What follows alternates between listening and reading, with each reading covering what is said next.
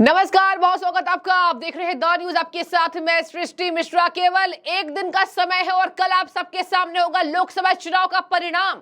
और क्या इस बार सच में 400 का नारा जो प्रधानमंत्री नरेंद्र मोदी ने दिया वो सच होने वाला है? इसी को लेकर इस वक्त की बड़ी खबर, महाराष्ट्र में हो सकता है भूचाल।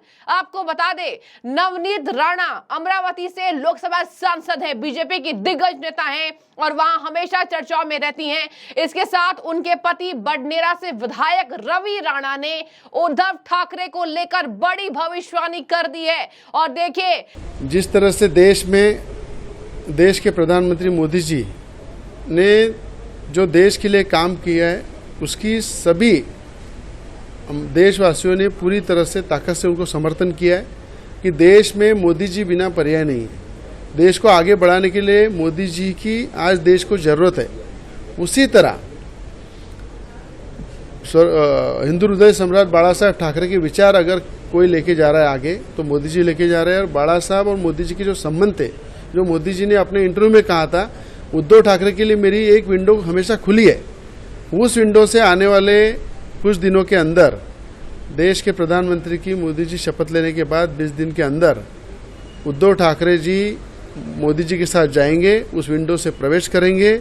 एक काले पत्थर की सफेद रेग है कि आने वाले समय में उद्धव ठाकरे मोदी जी के साथ दिखेंगे। परिणामों को तो हटाइए, अभी आए नहीं है, लेकिन एग्जिट पोल्स के परिणामों को देखते हुए रवि राणा ने उद्धव ठाकरे पर बड़ी बात कह दी है कि 15 दिनों के भीतर उद्धव ठाकरे एनडीए में शामिल होने वाले हैं। उन्हें भी पता है कि प्रधानमंत्री का जो दल है वही रहने वाला है, तो इससे मेरा फायदा होगा। और देखिए, रवि राणा काय सकाळ सकाळ नावं घेताय तुम्ही?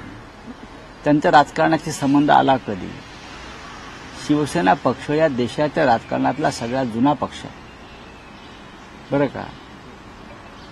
आणि बाळासाहेब ठाकरेंनी स्थापन केलेला हा पक्ष आहे। उद्धव ठाकरे 25 वर्षापेक्षा जास्त काळ या पक्षाचं नेतृत्व करतायत। या पक्षाचे स्वतःचे 18 खासदार निवडून सध्या आलेले आहेत, परत निवडून येतील। अशा पक्षाच्या भूमिकांवरती कोणी आयऱ्या गैऱ्याने बोलावं, बरं का? हे बरोबर नाही। तुमचं तुम्ही बघा, तुम्ही तुमच्या निवडणुका लढा, ही लोकशाही आहे। आमच्या नादाला लागू नका। आमच्या भूमिका काय आहेत ते आम्ही ठरवतो एकत्र बसून, आणि त्या संदर्भात माननीय पक्षप्रमुख निर्णय घेतात। नहीं, सिर्फ कैमरा का ध्यान मोदी जी की तरफ था, दुनिया का ध्यान नहीं है। दुनिया का ध्यान हमारे तरफ इसलिए है कि क्या इस देश में लोकतंत्र बचेगा? क्या मोदी जी लोकतंत्र को बचने देगा? तो उसका ऊपर दुनिया का ध्यान है। क्या मोदी जी ठीक तरह से काउंटिंग होने देंगे? ये इस तरह दुनिया का ध्यान हमारे यहाँ चल रहा है। संजय राउत बौखला गए। संजय राउत ने रवि राणा को कहा है कि उद्धव ठाकरे 25 साल से नेतृत्व कर रहे हैं, वो होते कौन है बोलने वाले रवि राणा? और रवि राणा उद्धव के सामने कुछ नहीं है। अब संजय राउत तो कह रहे हैं, मैं आपको संजय राउत की बातें भी बताऊंगी कि संजय राउत ने और प्रधानमंत्री की साधना को क्या कहा है, जो वो परसों के दिन में गए हुए थे विवेकानंद मेमोरियल में। लेकिन आपको बता दें कि प्रधानमंत्री की साधना को से पहले उन्होंने रवि राणा पर बात की है और टिप्पणी की है। रवि राणा ने कहा है कि देखिए, मैंने भविष्यवाणी की थी एकनाथ शिंदे को लेकर, मैंने भविष्यवाणी की थी एनसीपी नेता अजीत पवार को लेकर, और दोनों सही साबित हुए, दोनों जाकर एनडीए से मिल गए हैं। और इसी तरीके से आपको बता रहे हैं कि उन्होंने कहा कि यह भी भविष्यवाणी मेरी लिख कर ले लीजिए, सच होने वाली है कि जहां पर इस बार यहां उद्धव ठाकरे बीजेपी में शामिल होते दिखाई देंगे। प्रधानमंत्री ने बीते महीनों कहा था कि उद्धव ठाकरे क्योंकि बाला साहब के बेटे हैं, तो उनके लिए एनडीए के दरवाजे खुले रहेंगे। अब मैं आपको बता दूं, नवनीत राणा के अमरावती से उन्होंने एक वादा किया है कि 2 लाख से ज्यादा वोटों से वो जीतेंगी। और नवनीत राणा अभी बहुत चर्चाओं में रही, हमेशा ही वो जो टिप्पणी करती है, जो भाषण देती है, वो वायरल होती हैं। उनके पति के साथ भी देखिए, बता दें आपको, यहाँ विपक्ष के नेता दोनों के पीछे पड़े हुए थे, तब भी बहुत ज्यादा हाईलाइट हुई। रवि राणा कह रहे हैं कि उद्धव ठाकरे के लिए एनडीए का जो गली है, एनडीए के लिए जो गली जाती है, वो पीछे की ओर से खुली है। तो हो सकता है कि उद्धव ठाकरे जल्द शामिल हो सकते हैं, क्योंकि अब उद्धव ठाकरे को पता चल चल गया है कि प्रधानमंत्री के अलावा कोई विकल्प नहीं है। दर्शकों, बहुत बड़ी बात एग्जिट पोल्स में, देखिए बड़े बड़े विश्लेषक भी कह रहे थे और कहा जा रहा था एंटी इनकम्बेंसी है, तमाम बातें हैं, पीएम मोदी के साथ है उनके वोटर्स, लेकिन धीरे धीरे छिटक रहे हैं। लेकिन प्रशांत किशोर ने भी कह दिया था कि नहीं, अभी छिटकते नजर नहीं आ रहे हैं, लेकिन हाँ 303 सीटें जो आई थी उससे ज्यादा ही आ सकती है, कम नहीं आ सकती है। लेकिन बड़े बड़े विश्लेषक 350 से ज्यादा दे ही नहीं रहे थे। और चुनावी एग्जिट पोल्स में बड़े बड़े जो चैनल्स हैं, जिसमें बता दें आपको एक्सिस माई इंडिया, इंडिया टुडे का ग्रुप है, वो सबसे ज्यादा फेमस है। उसके साथ आपको बता दें न्यूज 24 का चाणक्य, वो भी बहुत फेमस है। मैंने सब में देखा, सारे एग्जिट पोल्स में भाजपा को प्रचंड बहुमत एनडीए को मिला करके, और यहां विपक्ष जो तमाम दावे कर रहा था, विपक्ष की सीटें बेइंतहा कम हैं। और देखिए यहां 200 की बात तो छोड़िए, 200 सीटें जाने की कवायद भी तेज नहीं हो रही है। तो अब मल्लिकार्जुन खड़गे क्या कह रहे हैं? मल्लिकार्जुन खड़गे ने कहा, और आप एक बात देखिए, राहुल गांधी से पूछा गया कि सर आप क्या बोलेंगे एग्जिट पोल्स में, तो कह रहे हैं कि सिद्धू मूसेवाला का 295 वाला गाना आप सबको याद है, यानी कि कह रहे हैं कि हमारी सीटें आएंगी उतना 295 और बीजेपी उससे भी कम बहुमत हमें आने वाला है। इसके साथ मैं आपको बता दूं, उन्होंने कहा मोदी मीडिया है, हर बात का ठीकरा।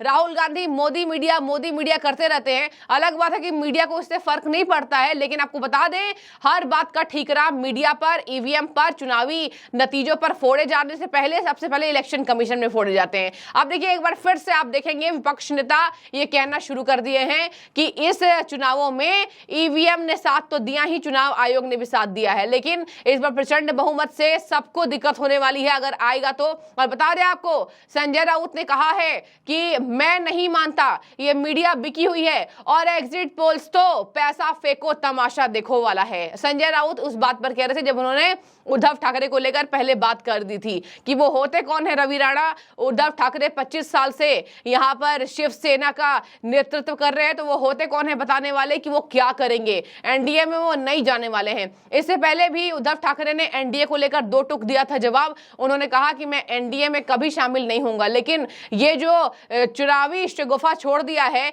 रवि राणा ने, अभी हालांकि कोई भी नेता नहीं कह रहा है, लेकिन रवि राणा ने कहा है। आपको बता दें यहां कह रहे रवि राणा की 15 दिन बाद प्रधानमंत्री की शपथ लेने के बाद उद्धव ठाकरे एनडीए में शामिल हो जाएंगे।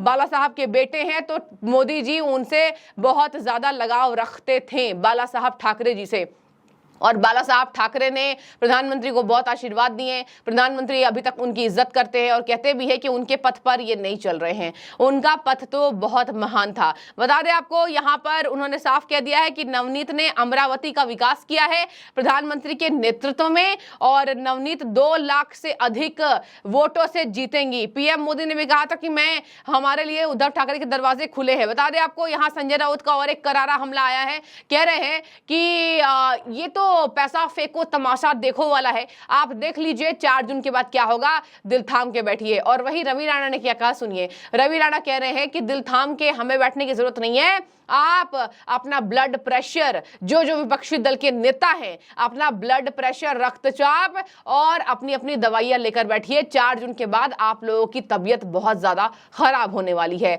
अब देखिए लोकसभा चुनाव में ये गजब का चुनाव हुआ, यहां पर सारे विपक्षी दलों ने एक एक का हाथ पकड़कर उठाया, एक साथ दिखाने की कोशिश की, और सबसे ज्यादा चौंकाने वाले आंकड़े पश्चिम बंगाल के थे। मैं ये नहीं कह रही हूं कि एग्जिट पोल्स में जीत हो गई तो हो गई, लेकिन ये बहुत चौंकाने वाले मामले हैं। पश्चिम बंगाल में अधिकतर सीटें टीएमसी हार रही हैं, और ये बहुत बड़ा झटका, एक ब्रेक होने वाला है, ब्रेक लगने वाला है। तो बिल्कुल माहौल बना हुआ है, और 24 घंटे से भी कम बचे हैं जब आपके टीवी स्क्रीन पर ये चुनाव के नतीजे आएंगे। लेकिन फिलहाल उद्धव ठाकरे अगर वाकई चले गए तो ये महाराष्ट्र के पूरे सियासी दलों में भूचाल लाने वाला है और आने वाले समय में बीजेपी को और मजबूत बनाने वाला है। लेकिन मैं ये बिल्कुल नहीं कहूंगी कि रवि राणा की बातें 100% सही है, ये एक विश्लेषण हो सकता है। लेकिन आपकी क्या राय है? क्या आपको भी लगता है कि उद्धव ठाकरे को ये लग सकता है कि जीत हो गई है तो अब कोई फायदा नहीं है, तो चलो एनडीए में शामिल हो सकते हैं? जरूर कमेंट में बताइए, क्योंकि अब उद्धव ठाकरे हैं, उनके ऊपर ही सब यहां पर निर्भर है कि आखिर आने वाले समय में वो कैसा कदम सियासी अपने संकट में उठाते हुए नजर आएंगे। बने रहिए, जो भी राय हो रखिए। शुक्रिया।